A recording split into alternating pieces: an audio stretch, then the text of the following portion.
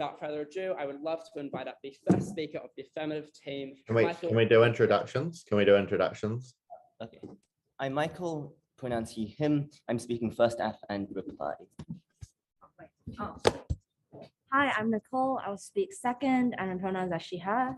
Hi, I'm Manet. I'm third. She, her as well, please. Thank you. Arcadia, she, they, she, first speaker. Peter, he, him, second and leaders.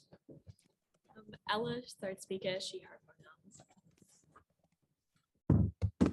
Oh, we can do the judges' introductions as well. Will, do you want to go first? Yeah, I'm Will, he or him. I'm Sam, he, him as well. Kia ora, Ailey, sure they.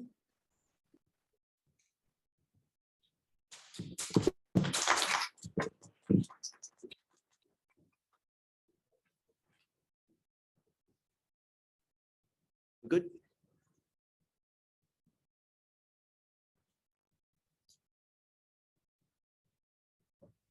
Often people in isolated religious communities live in a system of no alternative. They live constrained by religious doctrine with a limited understanding of what the outside world is. They are unable to choose where they go for the rest of their lives. We say that we give them choice when we allow them to leave for a short period of time that we propose. 3 points of setup. One, we say that isolated religious communities are the communities in the motion, but they're also communities such as reclusive Islamic communities, such as reclusive Jains in India or the Amish in America. Secondly, we require 18-year-olds to spend a year outside. We said the government can partially subsidize their year abroad, just outside, so just like giving them a student allowance. But if they wish to stay and they cannot get a job, we're also just happy to give them like normal welfare. Third, we give these people a choice of where they want to go. So we think that the places they are likely to go are outside religious communities. That is to say, Hasidic Jews are probably likely to join the Jewish communities in New York. That means we say that these outside religious communities are more integrated, more moderate, and under more scrutiny, and so therefore likely to be less abusive and more moderate, better overall.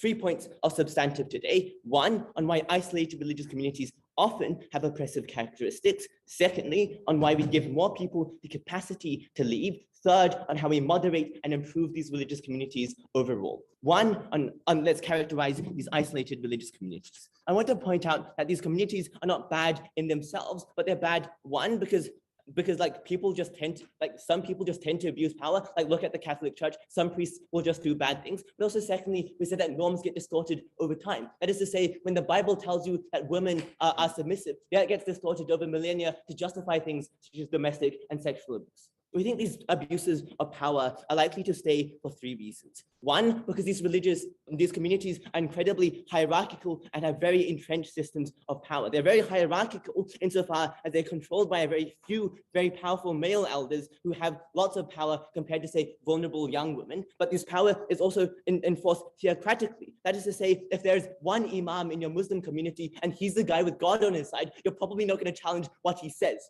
Secondly, because there's often very little regulation or ability to change in these communities at the point where change probably comes from these elders who get lots of power. Like you're probably not going to complain to your elders that your elders are abusing you because they're literally your elders who are perpetrating the abuse, right? We think therefore there are no mechanisms for accountability. 3, because often these abuses are normalized. That is to say, you never see an alternative insofar as you're always presented the dominant religious doctrine within these communities. That means that when your mom and your grandmother and your great-grandmother were all forced to have 7 kids, they were never given rights, and the imam says that this is God's word, then you're probably going to believe them. You're probably going to believe that this abuse is normal, and even if you don't, you feel alienated if you speak out because this is what is normal in your society. Okay. So notice that while these groups aren't inherently bad, they often engage in bad practices such as FGM, such as honor killings, such as domestic and sexual and child abuse. Look at Gloria Vale for like very example that's very close to home. Notice that these people have no avenue under the status quo to rectify these practices. I want to flag here that often the homogeneous and authoritarian nature of these groups often mean they infringe on religious freedoms. That is to say, they are dominated by a few leaders who dominate, who get to control what the religious text says, and often they impose a very narrow, very distorted version of that religion. That means if you want to protect religious freedom on your side, you should allow these people in these communities to choose whatever religion and whatever interpretation they have. Given that they don't have the change in these communities, we are the side who protect religious freedom. That's the first argument. Secondly, how we give more people the capacity to leave. So I've already established that under the status quo, people are pressured not to leave by power structures. Why then do we give these people the capacity to leave? We say that there are three types of actors in this debate broad. Firstly, there are people who are disillusioned and abused under these systems. Secondly, there are these people who might moderately buy into these religions, but are also kind of skeptical of what they do. Thirdly, there are people who are just very entrenched in these religions. Let's deal with these actors in turn. Firstly, on the people who are disillusioned, we say that we give them the choice to leave for three reasons. One, because we give them comparison when they go to the outside world and see that things can be better. That's when they that's when they know they can make the change. Secondly, they can see the outside world and see that it's not as bad as the religious community paints it, so they're more comfortable leaving. But three, we give them material networks of support. We give them friends in the outside community. We give them alternative religious leaders. We give them support. We give them the ability to get jobs at the point where they do have experience working in the outside world. We give them experience getting government welfare. This takes away a lot of bargaining power that these isolated communities have of these individuals. We protect the most vulnerable. Secondly, on the people who might kind of moderately buy into these religions, we still say that we give them more choice at the point where they see the religion outside. Because at the point where they can go to the mosque or the synagogue in New York City, they're no longer beholden to the narrative that the only religion is the religion inside the religious communities. That means that they're more comfortable in leaving insofar as they see that there are alternative ways for them to exercise their religion. No, thank you. Thirdly, for the most entrenched people, we say that their perceptions of the outside world are unlikely to be more negative at the point where outside religious communities probably compromise for them. That is to say that the Jewish community in New York City probably do compromise for the Hasidic Jews at the point where they're all Jews, which means that that their leaders are probably likely to talk with these people from these new communities. They're probably able to make more conservative compromises, which makes the people feel comfortable and decrease backlash overall. I think the impacts of this are very simple. We give choice to the people who are most vulnerable. We give them ability to leave cycles of abuse. That in itself is an independent path to victory. Before I move on, I'll take a point. For many of these communities, they won't be given the skills to interact on a societal scale with things like the internet. How are you going to actually prepare them for this life? One, there are outside religious communities who can teach them these skills. Right? Two, they probably get support networks. They learn after a year. Easy. Thirdly, then, on how we moderate and improve these religious communities. We acknowledge that these religious communities are not inherently bad, and so we're happy for providing for their existence. Why does their existence become better on our side of the house? One, because people come back with new ideas and new expectations after seeing the outside world. Notice that since a lot of the old hegemonic men in these communities are probably going to become older and lose power over time, that means that we get gradual change within these communities. Secondly, notice that the youth who leave probably do get their minds changed by religious leaders outside in outside communities at the point where an imam is an imam, whether they're inside your community or not, they're still the guy backed by God. Thirdly, we say that there's now outside scrutiny at the point where these people who leave these communities can now talk to the people in outside religious communities. They can now talk about the abuses when they're talking about the past traumas and their childhoods and their experiences. We say that outside scrutiny matters for these communities at the point where these communities don't want to be hated, right? We say that Gloriaville probably doesn't want documentary reporters on their doorstep every single week. They probably don't want the police coming in to investigate them. They want to be seen as good, and so because then they'll be left alone. Therefore, they're likely to be moderate their practices. 4, we say that religious communities often want to survive. They want to keep their youth. They want to keep their membership. At the point where we have proved to you that we allow for more people to leave, these communities now have to improve themselves because they need pull factors to keep these people within these communities. At the end of the day, if you want people to have improved communities and improved rights, improved religious freedoms, choose proposition.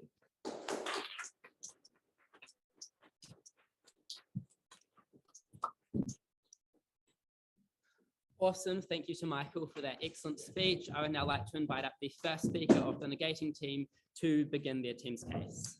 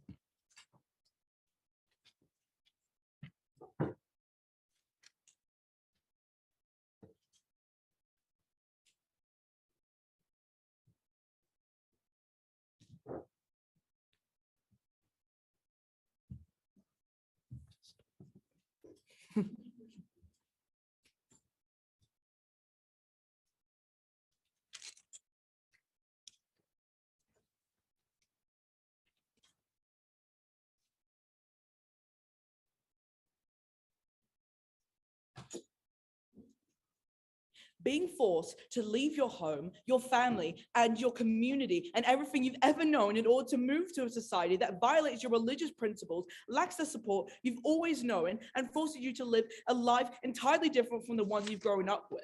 We do not support in this debate 18-year-olds in isolated religious communities being required to spend a year in an outside community, for example, living in mainstream society away from their communities. What we do support is people at 18 or any age having the choice to leave an isolated community if they decide for themselves that they want to do that. We don't stand for predatory behavior where isolated communities force people to stay against their will. This is a fair limitation because isolated religious communities are not above the law in that they can prevent freedom of movement and people's autonomy to leave. We also don't think the characterization that all isolated religious communities are predatory and evil is very fair at all under their side. A lot of communities isolate themselves due to colonization, due to demonization, something I'll go into later in my debate. So 3 points we give you today. Firstly, that communities have the right to make decisions for themselves. Secondly, why forcing these 18-year-olds to live abroad is detrimental. And thirdly, why it's harmful to isolated religious communities. We also will have a split on how we still challenge perspective without forcing people to leave. What we tend to prove to you today is 2 things. Prove that we get better outcomes, even for 18-year-olds who live abroad for a year, or their isolated religious communities, the people we care about most in this debate. A lot of my rebuttal will be integrated, but a lot of it will be touching on this push of all these communities being abusive, which was pretty much their entire case today. So moving firstly now onto how allowing communities to make decisions for themselves. In society, we value people making their own decisions, like where they live, the people they live around with, how they choose to connect with others in society. For example, we don't require non-religious people to spend a year living with isolated religious communities. Why then would we force in isolated religious communities to do the same? We think principally this is just really confusing and not a very fair thing to push in society. Moving secondly now onto why forcing 18-year-olds to live abroad with outside communities is detrimental. So not having that experience with much of the how outside communities operate, with the different social norms, with different cultural expectations of people, is really detrimental for 4 key reasons. Firstly, there is that huge societal difference, which is why so many are pressured to adjust because there are many skills they wouldn't otherwise be required to do.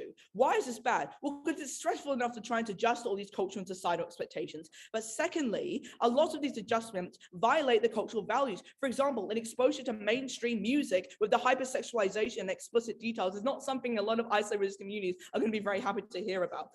Thirdly, pressure to abandon faith. Very few people in outside society are from their community. They cannot practice rituals in safe areas most of the time and no longer have contact as they're by very nature isolated. So they lose contact with their family for a whole year. It creates this. And note that creating this pressure to abandon your faith is not an unweighted discussion of perspective. You are of the minority perspective. You are then, there is that fourthly, that inherent power imbalance. Outside communities are of majority and not pressured to change their faith, unlike the people that are of the minority. And they're more likely to be exposed to risks that they talked about, like sexual abuse, which we again think was a very fair uncharacterization of isolated religious communities. But also, the problem will likely be forced into these kind of things, or like breaking the law by accident because you don't know that a shop necessarily sells things, because you're probably used to a barter system. This is just one example of many things you don't necessarily, but you're more likely to be vulnerable and preyed on because you don't have that knowledge around society and cultural expectations. You don't understand those kind of social cues and how dating operates. So most young women actually don't know it's unsafe to walk in the streets alone at night in the typical outside majority world. And most people often have new access to the internet or other forms and will not know whether a hoax email from the Bank of America telling you to pay $10,000 is actually a scam. So the outcome of this, for many, it will be a deeply traumatic and an overwhelming experience, and it ends up being counterproductive in causing isolated communities to feel and operate more isolated than before. Note that we don't think a level of isolation is even inherently a bad thing. We don't think isolated communities owe it to anyone to be more like a larger communities of society, because most of the time these isolated communities were subject to colonization, were subject to demonization, like voodoo, like Hellenism. Within Africa, a lot of these communities were demonized and are not accepted in outside society, and they can have their practice demonized, like the voodoo doll we have in mainstream media, where it's this kind of evil demonic possession. It's not that at all. We have that demonization. We don't think that's going to change under their side of house in their world when they just just perpetuate these stereotypes. They're also likely to, people of 18-year-olds are more likely to feel guilty for going against sacred and other cultural religious practices, a guilt of having to hide their faith in shame from the outside, with the outside community, and then having to go back to their community knowing that they've probably violated a lot of those cultural and societal expectations. They lose the very sense of self and identity. 18-year-olds are still young and impressionable and have that pressure. It's the crucial difference in this debate that the outside communities have already been used to that exposure of perspective. They kind of understand that other people in the world probably have different religious backgrounds. People of isolated communities don't have necessarily that same understanding. So therefore, when they're exposed to this, it's very overwhelming, and they probably feel really guilty when they're told, oh, what you're doing is really bad and your family is really abusive. We don't think that's a very fair thing for an 18-year-old to go through. And when they lose connection to the people they care about, they don't have those support systems in outside society that can help them. I've given us no reason to believe that they're going to in any way be supported through their well-being. Thirdly, now, on why it's harmful to isolated religious communities, something AF doesn't seem to care too much about in this debate, and I'll be interested to see if they do. So these communities are very tight-knit, they especially value 18-year-olds not only being loved by the people in their community, but also they're stepping up to duties beyond childhood, like being leaders in their community, for leading for others, taking a more working role in their community. 3 reasons why it's then harmful to communities to take these 18-year-olds away. Firstly, because we think not having to complete these kind of rituals like stepping up to those kind of working job roles and leadership actually breaks that cycle of tradition and breaks, most importantly, that cycle of connection and support, which means just secondly, when our communities lose contact with their 18-year-old for a year, we cannot assume they get the support they need. We've had no reason to believe they're going to be supported in their well-being. As we've characterized, these are tight-knit communities. After losing a child for a year, it's soul destroying as a parent or even as a close friend. These communities are very close-knit and actually probably care about each other's well-being. Thirdly, religious communities feel their values will be violated. We know values have been compromised or are likely to be because they don't know what the 18-year-olds will have to face and can't provide support for this due to the forced lack of connection. Finally, now onto fourthly, how they feel marginalized by the government, i.e. outside communities. Governments tell communities, and AF tells these communities, that they're not giving their families a good life. They're abusing them, and they're demonizing these marginalized communities. Note that AF's case was literally perpetuating these harmful stereotypes of isolated religious communities being evil and abusive. Isolated communities don't isolate themselves because outside communities were accepting of them. You keep asserting not all communities are evil and assuming you actually agree with this. How then does your case stand up to isolated communities not being abusive? We've had no kind of reason to believe that they're going to in any way actually provide any support for people. Even if their point about isolated communities being abusive, we've already told you why they're more likely to actually be abused in the outside world, where they're likely to face personal issues, personal conflict, but they're already being demonized by outside society. So they're probably just gonna be more abused. And again, walking the street alone as a woman, you don't know that's a bad thing unless you've lived in the outside community. What we stand for in this space is actually protecting isolated communities and protecting our young. So proud to negate.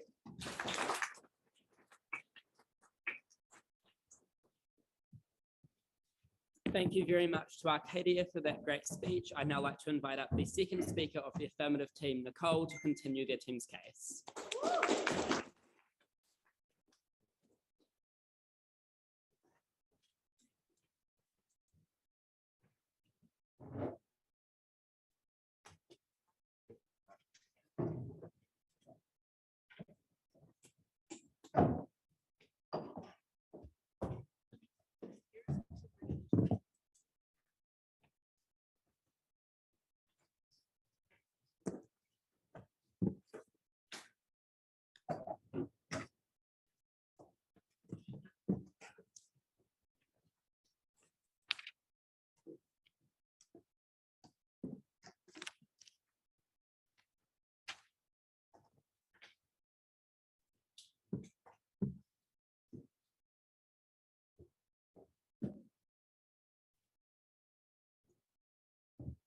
Hello, am I audible?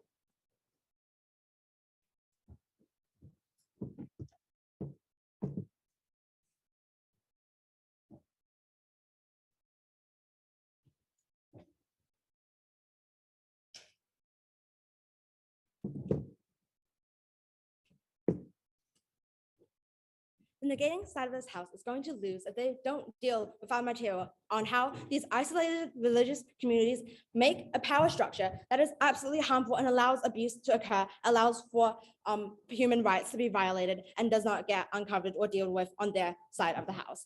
3 things to do in my speech today. Firstly, on the impact on behaviors of the groups at large. Secondly, on the impacts of individuals. And thirdly, I bring a split on how this actually gets better perceptions for the religious groups in the world at large. On the first thing then, impact of behaviors at large. So we think that our characterization is true, that on the status quo, these religious groups have a really, really damaging hierarchy, have a really damaging idea of patriarchy on their side of the house. We think that this is because these people do not have access to media, do not have access to the internet, do not have access to outside voices for people to moderate any views, to tell them what is wrong, what is right. This is all done by elders within the group, the older people who likely to have a lot of power over the younger people, and they're not able to actually express their own opinions. And this creates a really unhealthy power dynamic where bad actors are able to abuse, where they're able to commit things that we're not okay with. So what did they say? They say, oh, they don't stand with abuse. This is a bad characterization. Abuse will be uncovered. 2 reasons why this doesn't happen. Firstly, you think that victims are unlikely to know that they are being abused, that behavior is unacceptable. If you grow up and you think that being touched is okay, we don't think these people necessarily know that it's wrong, that it's something that cannot be done to them if this is just a norm within this community. And secondly, we think that victims are scared. Michael told you that if these elders are abusing you, the only people within your community that you can report to is the elders themselves. And we think that people will be likely to be scared of doing that because reporting bad behaviors to the bad actors themselves is not something that people are likely to do because the bad actors might retaliate. So we think that as a result, there's a lot of fear mongering within these communities that affects these people badly because these people aren't actually able to leave under their side of the house. They say that they support giving people the choice. They don't tell us how they are going to actually get this choice to happen. We think that a mandate is absolutely necessary because otherwise these religious communities are going to use threats and fear to keep these people within their communities because otherwise the community dies out and they don't want that. So what does this look like? This looks like telling people that, oh, the outside world is really, really, really bad for you. And it's people in North Korea being told that Western values are really bad. And it also looks like threats saying, oh, if you leave, then we're gonna hate you and God is going to hate you. And as a result, we think that these young people, even these older people, do not have the choice to actually leave on their side of the house. And it's rare that they make this choice. And that's absolutely terrible. And they have to stand for that, which is why a mandate is necessary on our side of the house. So what has Michael told you on how behaviors of these groups improve? They don't deal with this.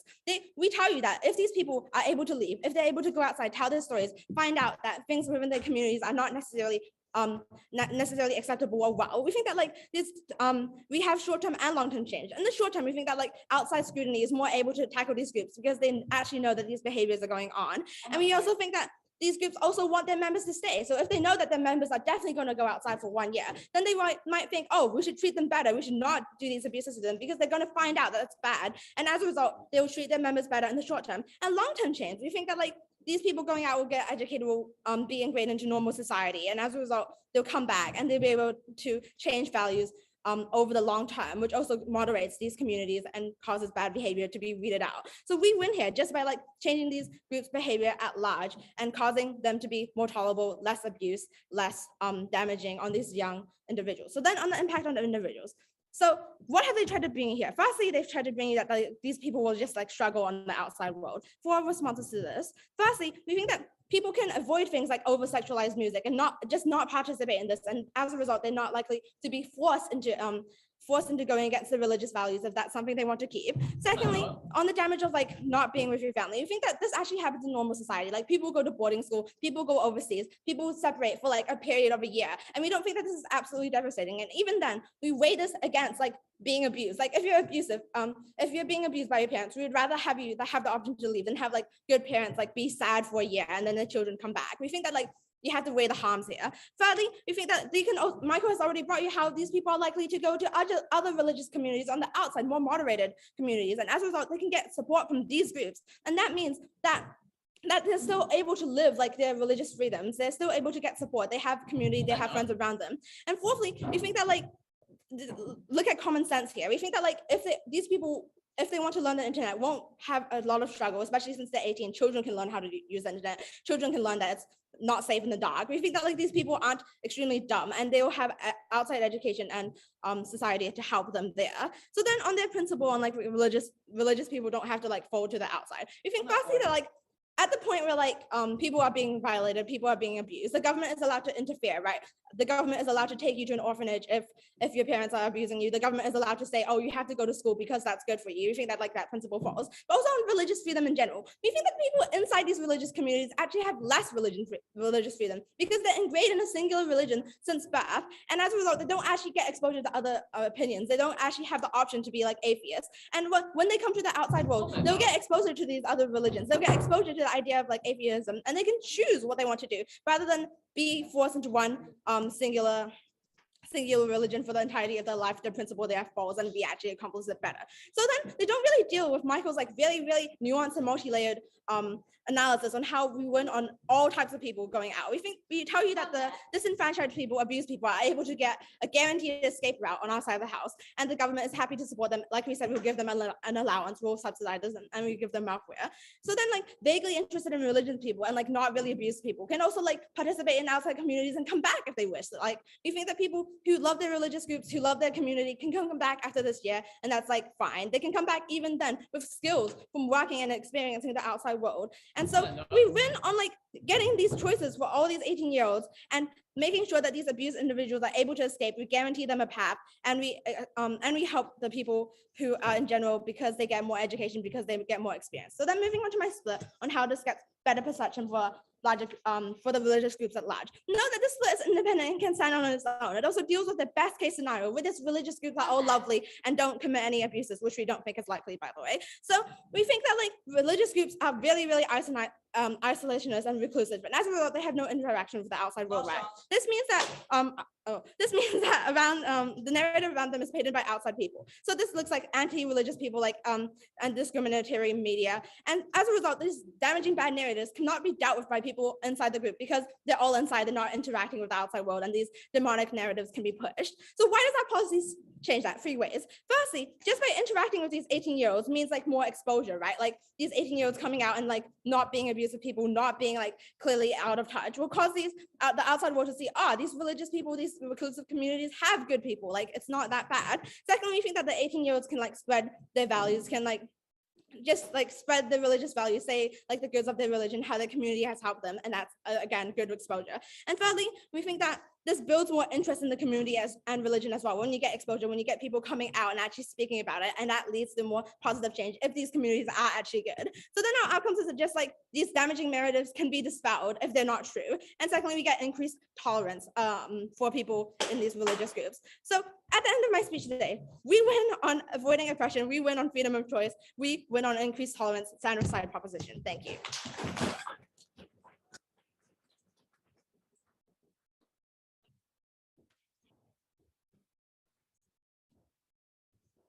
Thank you to Nicole for that excellent speech. And I'd now like to invite up the second speaker of the negating team, Peter, to continue his team's case.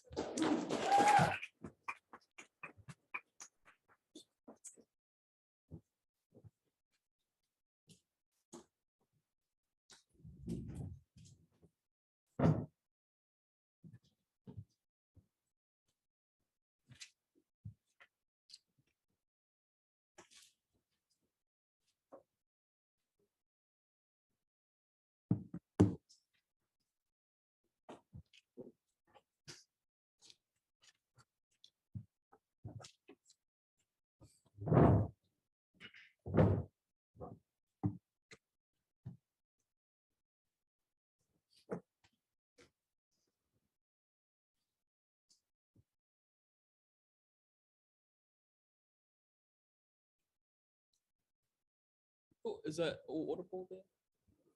Sweet.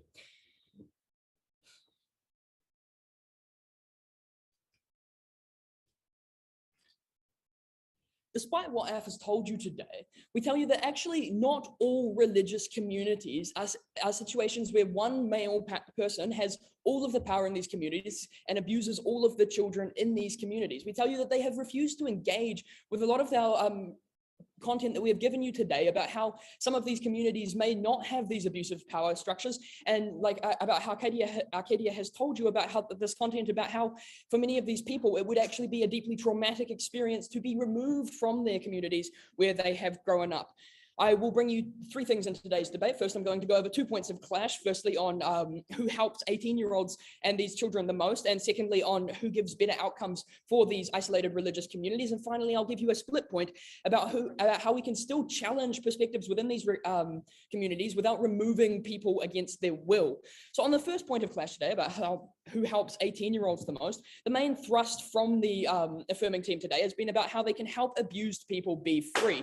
It's been contingent on them proving today that all of these people are being abused. And as we've already given you at Arcadia, these people, not everyone in these communities are being abused. For many of them, it is an intimate, it is part of their family, and they can actually feel extremely supported in these communities, and removing them from these communities can actually be quite traumatic. So we have three reasons why this thrust isn't true. Firstly, as we've told you in our setup today, we still support giving people the ability to leave these communities. This looks like us being, looks like us, if we want to talk about the example of Gloriavale that they have given us today, we already support people being removed, people escaping from Gloriavale, and we already support people who have run away from this and give them these supports in today's society, and that is what we stand for in today's debate. We do not stand for removing all of these people against their will, even when they still might not be wanting to. Secondly, we tell you that for many of these people who have been removed from their communities, they are forced into the narrative that they are evil. Arcadia has given you plenty of content today already about how many of the isolationist religions in, like, for example, Africa,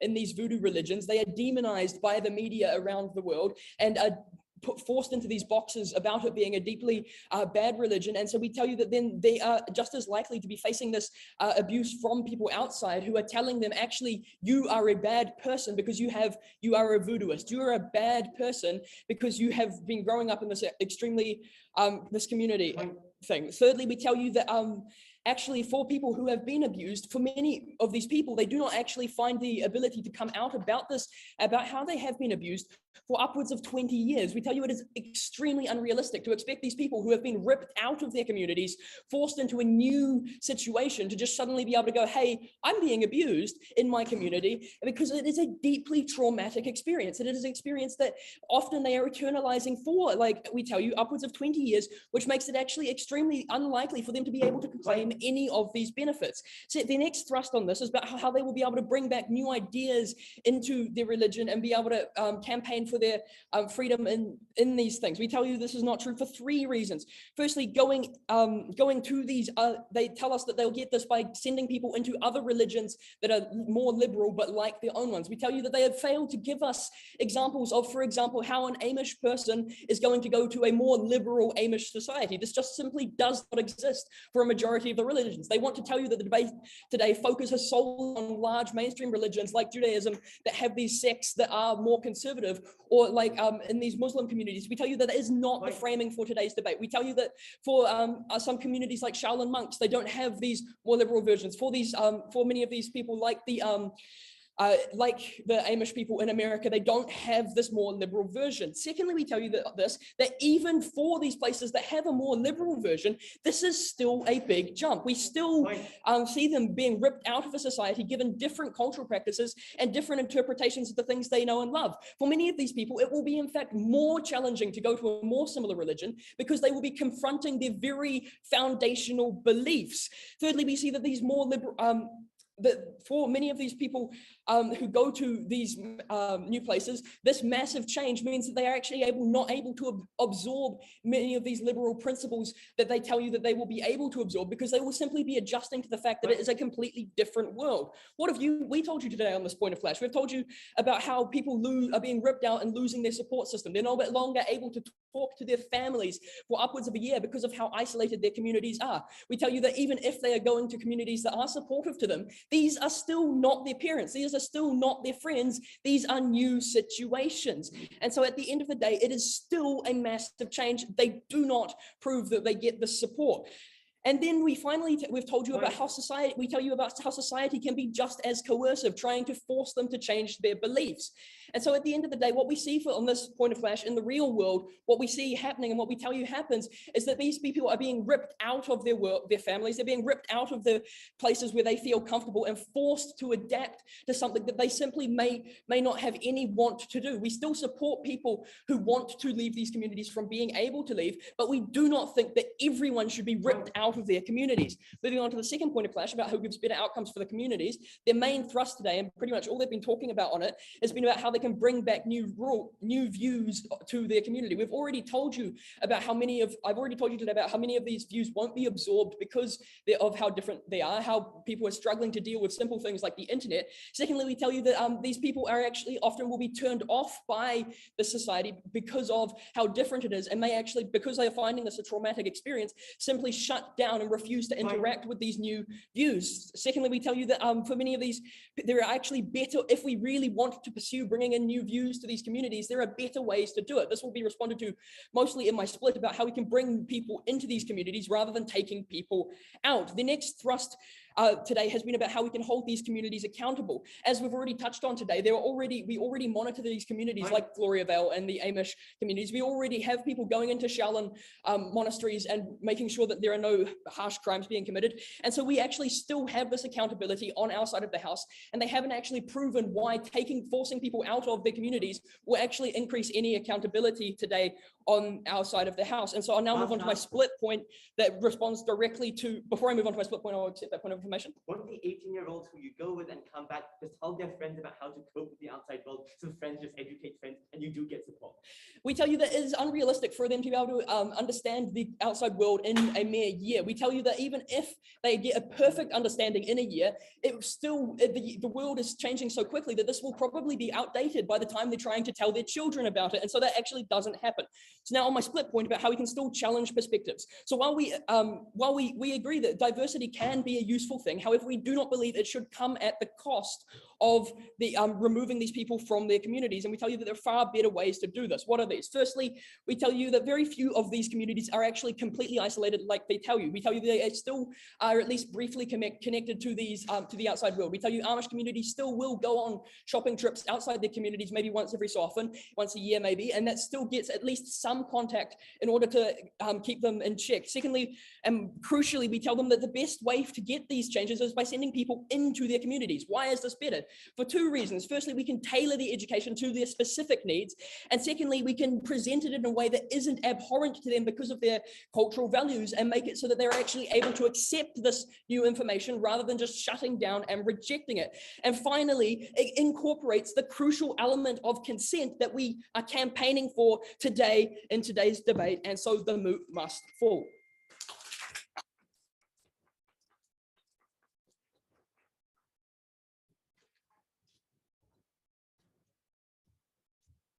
Thank you. Thank you to Peter for that incredible speech. And I'd now like to invite up the third speaker of the affirmative team, Mennonites, to conclude her team's substantive portion of the case.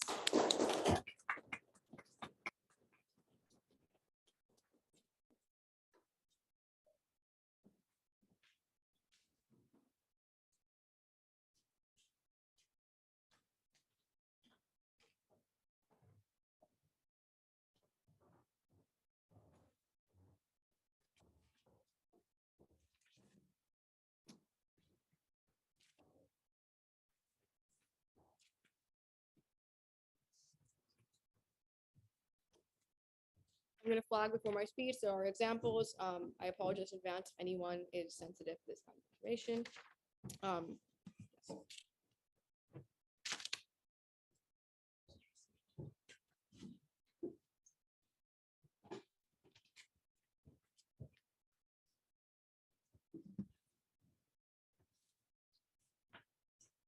We good?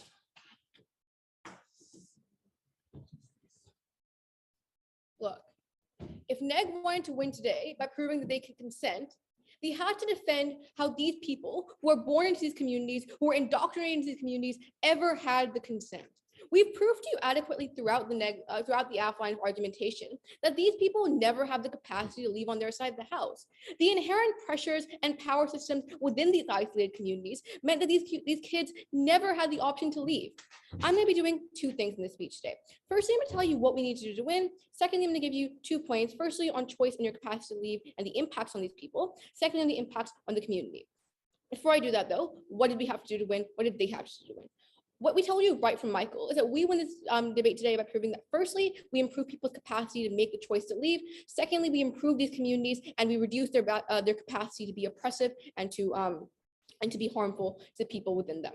Look, the burden on NEG then becomes to defend a world in which people only have the ability to leave insofar as they escape. They have to defend a world in which isolated communities are able to be incredibly oppressive. Here's why they never manifested. Here's why they never were able to materialize their burdens. Firstly, then on choice, capacity to leave, and the impacts on kids. This was their main push today.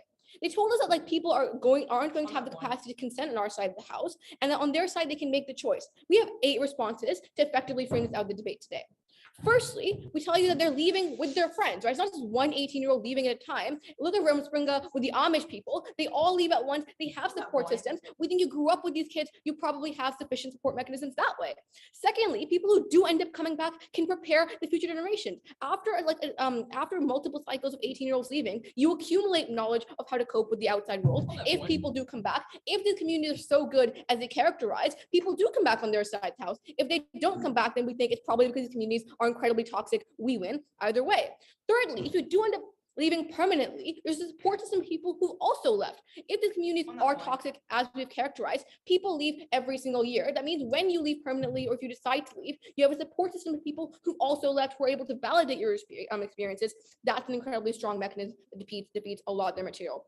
Fourthly, we were happy to support like transitionary support. That's to say we're happy for the government to teach classes to these people when they initially leave. We were happy to provide welfare systems that defeat a lot of their stuff about resources.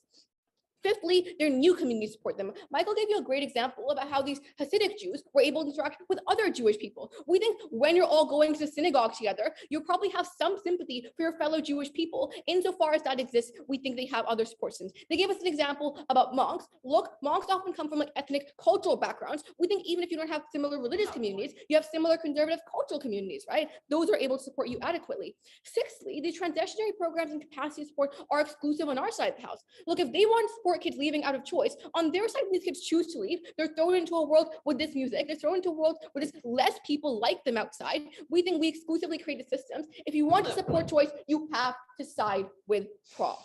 Seventhly, the harms of these missing families for some people are far smaller than the harms of abuse, right? Their only response to abuse was like, no, that's incorrect characterization. I'm sorry, but that's not adequate for the 7 reasons Michael gave you on why these communities tend to be incredibly oppressive.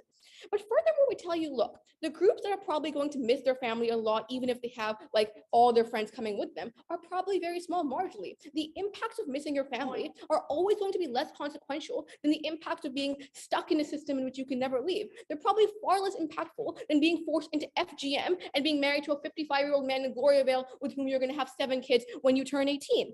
And if they think abuse on the outside is easier to regulate, they tell us that these communities have interaction with the police. No, they don't. Look, if the police choose to go to the Hasidic community covers up their crimes. They call the police out for being like for infringing on their rights. We think on their side of the house, these communities never get enough regulation. And we see this in the fact that they're able to get away with a lot of these abuses, right? Because it's so integral to their power systems. We think the abuse on the outside is able to be regulated by the police. It's able to be regulated by the new support systems these people built. And it's able to be regulated by the media, because if the police and people, like these people are being sexually abused, we think the media is incredibly likely to speak up about it, because now the media has incentives to care about these people. At the end of this point, then we think their main push is heavily deconstructed. If we lose on this point panel, I'd love to hear how all 8 reasons were insufficient.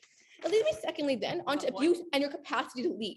Michael gave you 6 reasons on why the communities tend to be incredibly horrible for the people in most cases, right? We told you that communities aren't inherently bad, but the power structures that have become integral to them and the way these norms have changed and become like entrenched have led to high cycles of oppression. He gave you examples of how women's rights have been ripped away. He gave you examples of how religious freedom is ripped away, because in like an excluded Islamic community, if you believe in any other sect of Islam, even if it comes from the Quran, you are a kafir. You are honor killed for marrying someone from a different sect of Islam. We think those harms are incredibly impactful. They cannot wave them down by saying that's incorrect characterization.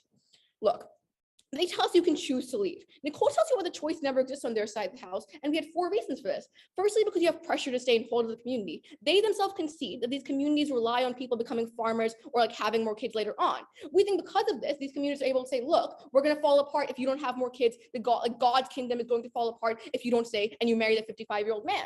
Secondly, we told you that like fear mongering, right? On their side of the house, when there's no transitionary systems, when there's no support for people already left, it means your like imam is able to tell you, if you leave, you will go straight to hell. If you leave, they're going to sexually abuse you. We are your only option. There's no transition. Thirdly, because other religious support systems. Thirdly, because you have emotional blackmail, right? If your mom's able to tell you, I will be crushed if you leave me. If your mom is able to tell you, I'm going to kill myself if you leave me, that means you stay. Fourthly, because there's a lack of resources, right? On their side of the house, people have no money to leave. On our side, we give them student allowances, we give them welfare. They're inherently better able to cope with this. And fifthly and finally, we tell you they're able to physically threaten you, right? Note in communities where physical abuse is seen as a way of reprimandation, and communities where like physical abuse is seen as like enforcing God's will, they're literally able to physically force you to stay. We think that means on their side of the house, choice never exists. At this point in the debate then, if we have clearly acknowledged that abuse exists, and we've also clearly acknowledged that we're the only side that gives the capacity to leave abuse, we think we're winning just in the fact that now women aren't mutilated. We're winning on the fact that we prevent abuse. I'll take a point now.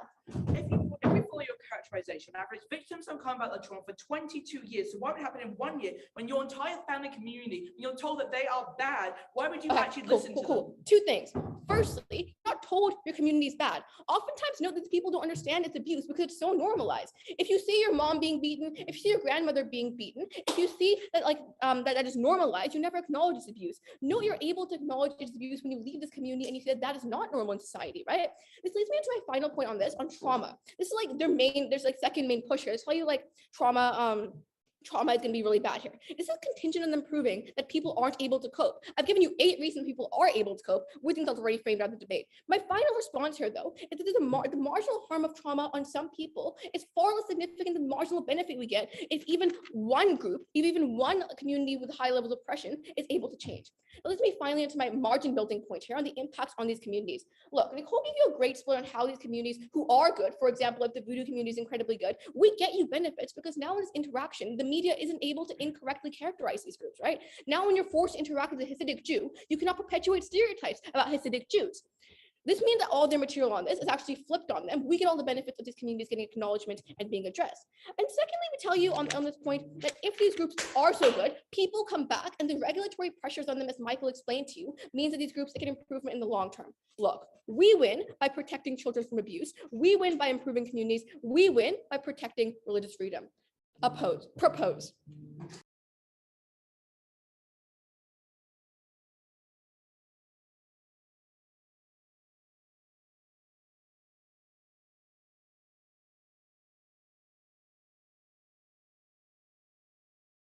Thank you to Mennonite for that legendary speech, and I would now like to invite up the third speaker of the negating team, Ella, to conclude the substantive portion of today's debate.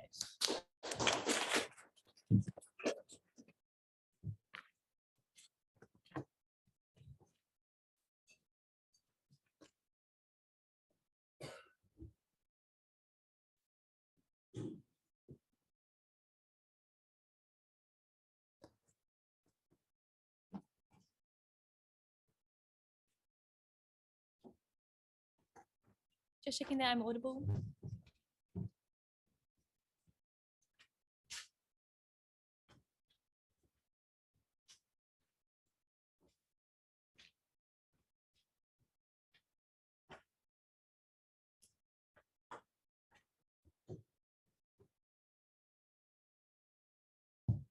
We would never, ever force someone who is not from a religious isolated community to go and spend a year in a religious isolated community for the sake of finding a new perspective. The point at which AF loses the debate today is when they assume the government has the right to force people who live in these communities to go and spend a year outside of these communities because the government thinks that their lifestyle is wrong. We tell you this is something we simply cannot stand for under our side of the house. That is why we've won the debate today. 2 things I'm going to do for you in this speech. Firstly, I'm going to remind you of what each side had to do to win. Secondly, I'm going to bring you 2 points of clash. One on who gets better outcomes for 18-year-olds and others, and isolated religious communities, and a second one on who better helps religious communities themselves. So what did we actually have to do to win today? What we had to do to win is prove to you that actually we get far better outcomes for 18-year-olds in isolated communities when we don't force them to leave, or that we got better outcomes for isolated religious communities overall. In order for them to win today, they had to prove to us why the government has the right to require these people to leave and require them to abandon everything they've ever known. We don't think they've sufficiently done this. Here's why. Now, firstly, on to the point about who gets better outcomes for the people in these communities. They've given us an assertion throughout the entire debate today that all religious communities are abusive, that all religious communities are hierarchical, and that people can't escape.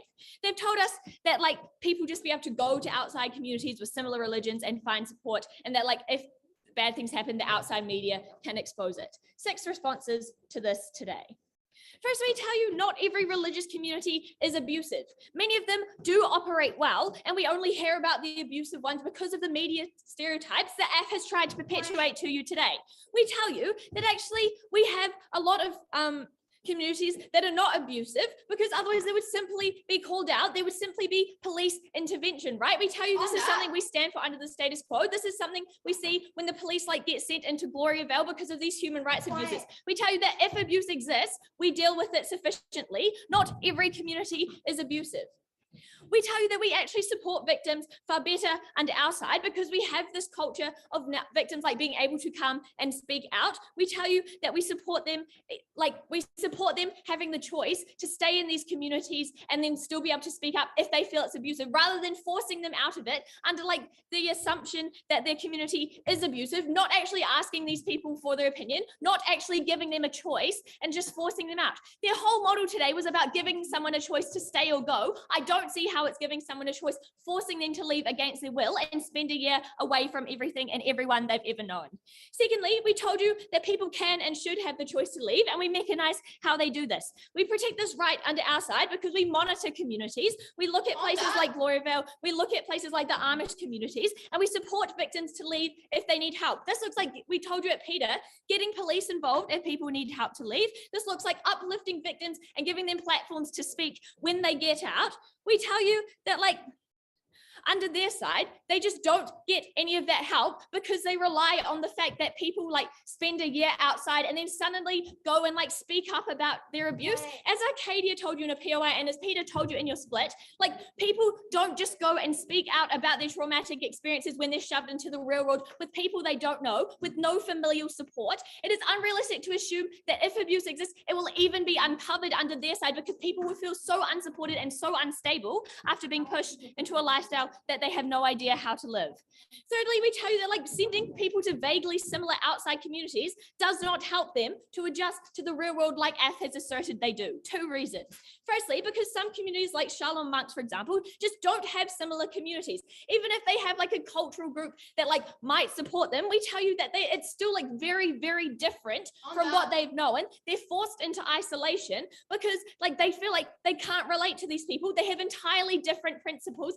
And like when you've been taught for 18 years, this is how you live your life, suddenly being told that you have to go and fit in with these people who are vaguely similar to you feels really, really awful, right? We tell you that people just simply do not relate. But secondly, even if you do have similar people, you still feel excluded, right? Because you feel like maybe you're too extreme. You can't uphold your own religious principles that you hold dear to you. You have to either abandon some parts of your crucial sense of self in order to fit in with these people, or you have to feel isolated because you want to practice in a way that is more extreme. Therefore, it's like a bad scenario, right? You either lose your religion entirely because you're forced to assimilate to these people, or you feel entirely excluded. You get to keep your religion, but you feel guilty about it. You feel isolated. You have nobody you can turn to. This is what they stand for under their side. Like at the end of that, it just means people just feel really isolated, like from their community or isolated from their own religion. So they don't feel like they can go back because they violated the principles that their like home communities told them they should grow up with. But they also feel like they can't fit into society now because because it goes against their fundamental beliefs.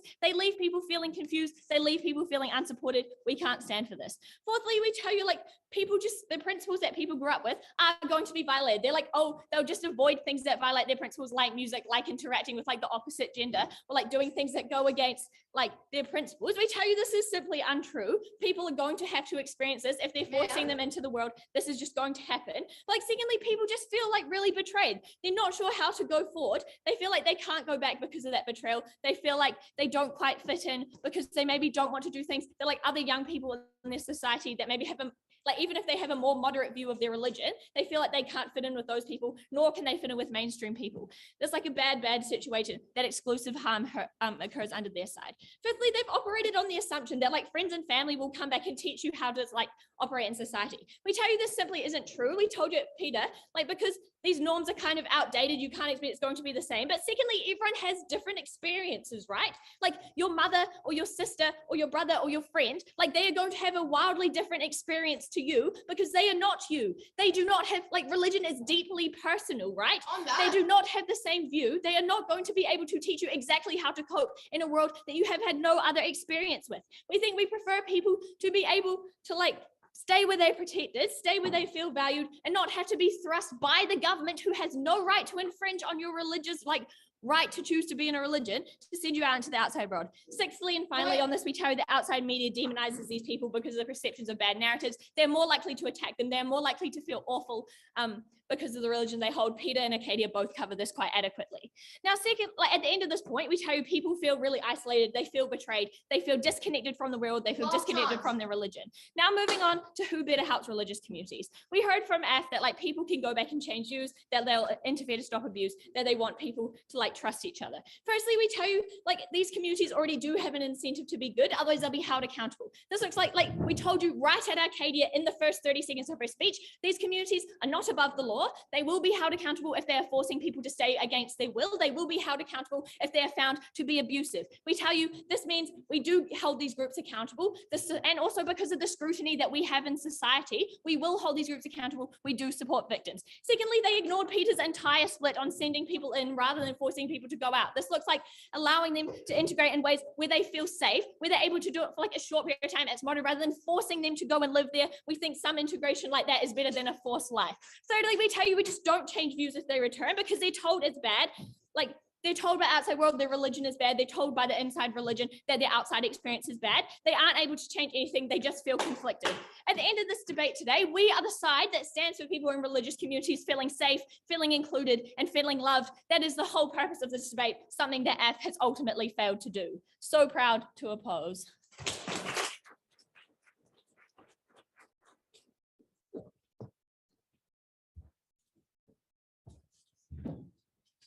Thank you. Thank you to Ella for that great speech. And I'd now like to reverse the speaking order and invite back up the negating reply speaker.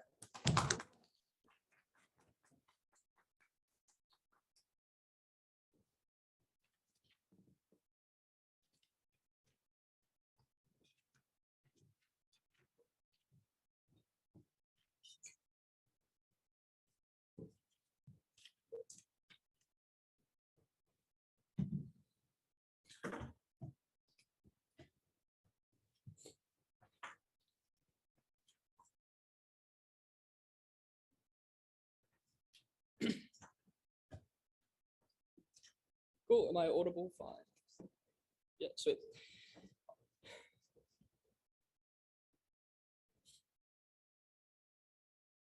We have been telling you since first today that we win today's debate when we prove either that we get better outcomes for these 18-year-olds being in these religious communities, or we get better outcomes for the religious communities themselves. In order to win today's debate on the AF side, they needed to prove to us either that they get that they improve these communities by removing these 18-year-olds from them, or that they allow people to leave these abusive communities when they need to. And finally, they needed to prove to us why it's a government's right to forcefully remove these people from their communities. So how did we win today's debate? Well, we gave you a characterization clearly and consistently from first, and we've carried it down the line about how in their case, where they tell us that they can send people into these supportive communities that are similar to their own religions, and it will help them adapt, and then that's how they claim their benefits. We've given you the clear characterization that this is simply not the case for a majority of these religions. We've given you realistic examples of voodoo religions in Africa. We've given you examples of Shaolin monks in Asia. We've given you examples of the Amish people in America, and they simply have ignored most of this material. When they come out in the second half of their third speech and tell you that, oh, we can change media perceptions around these tribes, this is simply far too little, far too late. And so we win today's debate on this realistic characterization of what it actually looks like for these people leaving these communities. But if you don't buy that panel, let's talk about their characterization. Taking them at their best, they tell you that these people are leaving their religious communities and going to one that is supportive of them. So let's talk about how this affects, firstly, the 18-year-olds coming out of it. We tell you that in their worst case, what happens is that, as we've told you, coming into these religious communities, even as supportive as these religious communities may want to be to the people, the 18-year-olds coming out of the isolationist communities, because they are still fundamentally different people, and they are still trying to deal with all of the changes that they have been having thrust upon them, as we've told you at first, and we've told you about at second, and we've continued to tell you about at third. They simply can't relate to these people, no matter how much they have the same religion on the surface level. At their best, what we tell you is, what we've given you today in this material, is that they simply don't have time to claim these benefits. They simply don't have time to open up to a completely different world, to a completely different set of people, to a completely different set of values, and simply don't have time to be able to get past emotional trauma, to be able to get past differences in beliefs, and to be able to get past these things in 1 year. And so at the end of the day, that doesn't give them the benefits that they are trying to claim. So then we move on to about how they impact communities. That what they wanted to tell you today is that all of these 18-year-olds will be bringing back new views and changing the communities, these isolationist religious communities, for the better. We have told you today that this is simply an unrealistic burden to put on these people. We have given you plenty of material today throughout all of our speeches about how these people simply may, as Arcadia has told you, may simply not be able to cope with the influx of information. I have told you at second about how for many of these people, the information that they are bringing back will be outdated by the time they are trying to send the next generation onto into the outside world. And we have further told you at third about how they simply don't get the ability to bring back all of these views because they are simply shut down and unable to cope. Finally, we tell you that in these communities, what actually happens is we still get this change by being able to send people in there. And that they can present in a far better way for these communities and present it in a way that it's far more palatable for them. And so at the end of the day, we win today's debate.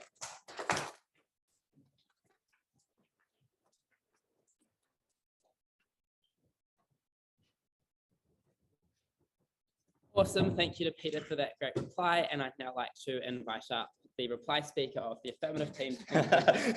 Sorry.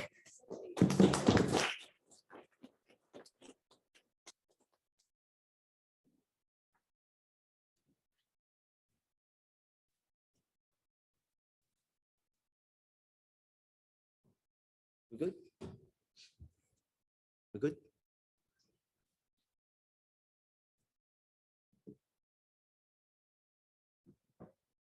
I find it funny how opposition spends so much of their 28 minutes of analysis today ignoring my intro that I brought to you at the start of first prop. Because I told you that people in these communities live in a system of no alternative, that religious communities fearmonger about the outside world and say that it is ungodly, that these people have no knowledge of the outside world and so they cannot leave, that these religious communities indoctrinate their people and tell them to stay.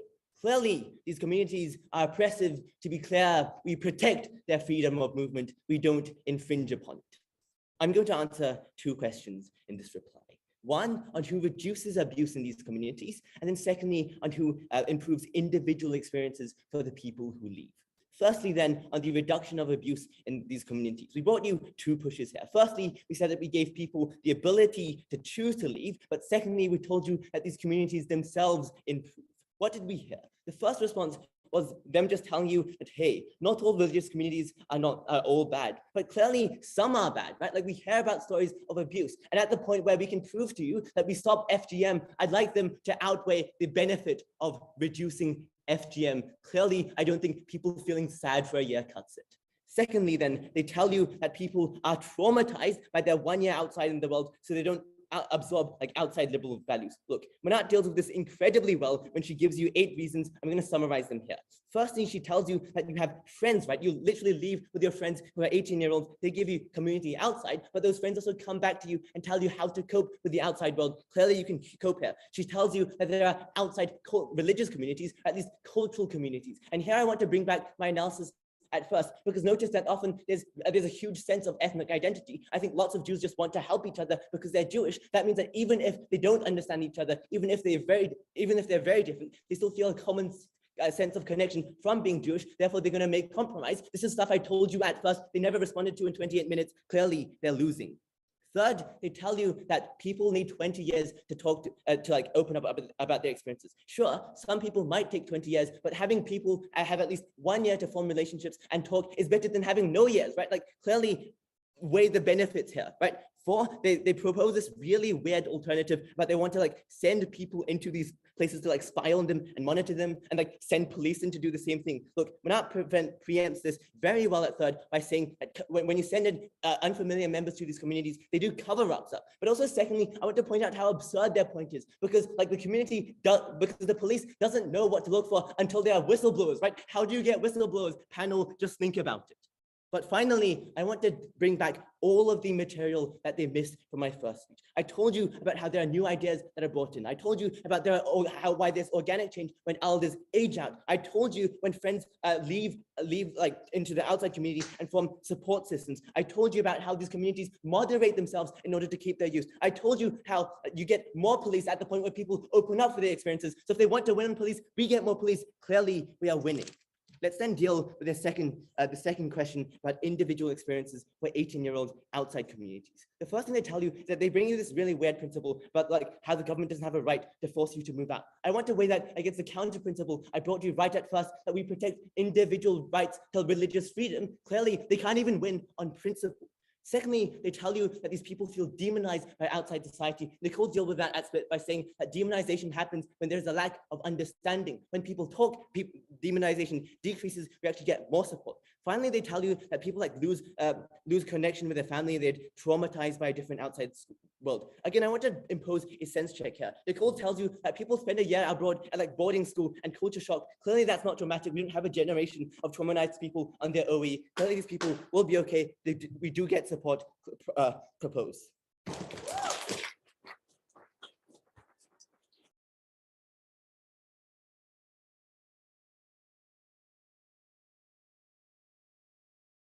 Thank you to Michael for that excellent reply, and thank you to all speakers in this debate for an excellent debate.